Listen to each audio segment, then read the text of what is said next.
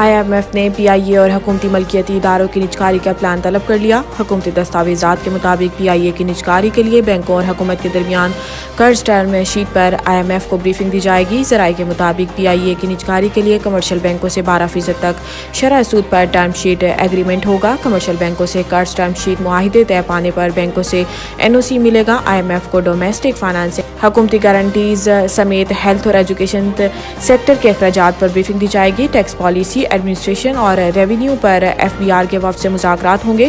ذرائع وزارت توانائی کے مطابق توانائی سیکٹر کی کارکردگی سے IMF وفد مطمئن نہیں۔ دستاویزات میں بتایا گیا ہے کہ توانائی شعبے کے گردشی قرضے اور پاور پرچیز ایگریمنٹ پر وزارت توانائی کے حکام IMF سے مذاکرات کریں گے۔ قومی اسمبلی میں غزہ میں اسرائیلی بربریت کی مذمت کی قرارداد متفقہ طور پر منظور۔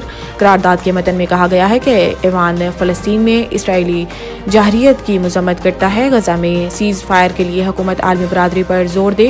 قومی اسمبلی کے اجلاس میں اسلامو فوبیا کے خلاف جنگ کے عالمی دن کے موقع پر غزہ میں صہیونی فوج اور اسرائیلی بربریت کا نشانہ بن کر شہید ہونے والے مسلمانوں کے لیے فاتحہ خوانی بھی کی گئی۔ اس سے قبل قومی اسمبلی کا اجلاس شروع ہوا تو سردار ایاز صادق نے مخصوص نشستوں پر رکن اسمبلی منتخب ہونے والے 6 اراکین سے حلف لیا۔ بعد ازاں قومی اسمبلی کا اجلاس غیر معینہ مدت کے لیے ملتوی کر دیا گیا۔ امریکی ایوان نمائندگان میں پاکستانی الیکشن اور جمہوریت پر سماعت مقرر۔ تفصیلات کے مطابق امریکی ایوان نمائندگان کی سب کمیٹی برائے مڈل ایسٹ، سینٹرل ایشیا اور شمالی افریقی امور پاکستان کے صورتحال کے بارے میں اگلے ہفتے بدھ 20 مارچ کو ایک اہم سماعت کرے گی۔ جاری کردہ نوٹس میں بتایا گیا ہے کہ امریکی محکمہ خارجہ میں اسسٹنٹ سیکرٹری ڈونلڈ لو کو بھی طلب کیا گیا ہے۔ ڈونلڈ لو پاکستان سمیت جنوبی ایشیا اور سینٹرل ایشیا امور کے بیورو کے انچارج ہیں اور بانی PTI نے انہیں اپنی سائفر کی الزامی سیاست کا مرکزی امریکی کردار قرار دے کر بڑی شہرت دی ہے۔ انہوں نے کہا ہے کہ معاون امریکی وزیر خارجہ کو دھمکیاں سنجیدہ معاملہ ہے، کانگریسی پالیسی سازی سے متعلق اپنے کام کرتی ہے۔ عمران خان نے ڈونلڈ لو پر الزامات سے متعلق سوال کے جواب میں انہوں نے کہا ہے کہ یہ الزامات جھوٹے ہیں۔ ڈونلڈ لو کی دی گئی دھمکیوں کو سنجیدہ لیتے ہیں اور یہ معاملہ بھی کانگریس میں زیر بحث آئے گا۔ پاکستان کا جعلی کرنسی کی روک تھام کے لیے پلاسٹک کرنسی لانے کا منصوبہ۔ ذرائع کے مطابق IMF حکام کو FBR اصلاحات، ٹیکس وصولی اور دیگر امور پر بریفنگ دی جائے گی۔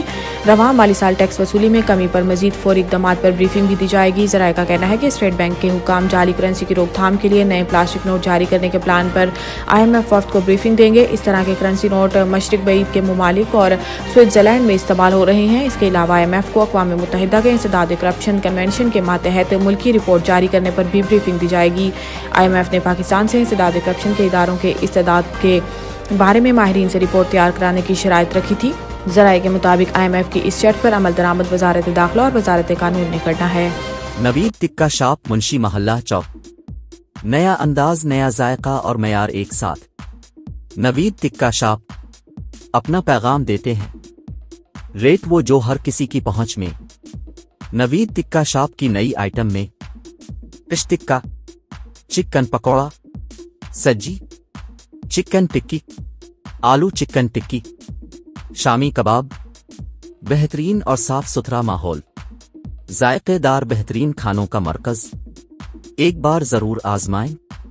نوید ٹکہ شاپ، منشی محلہ چوک، مندی بہاؤدین۔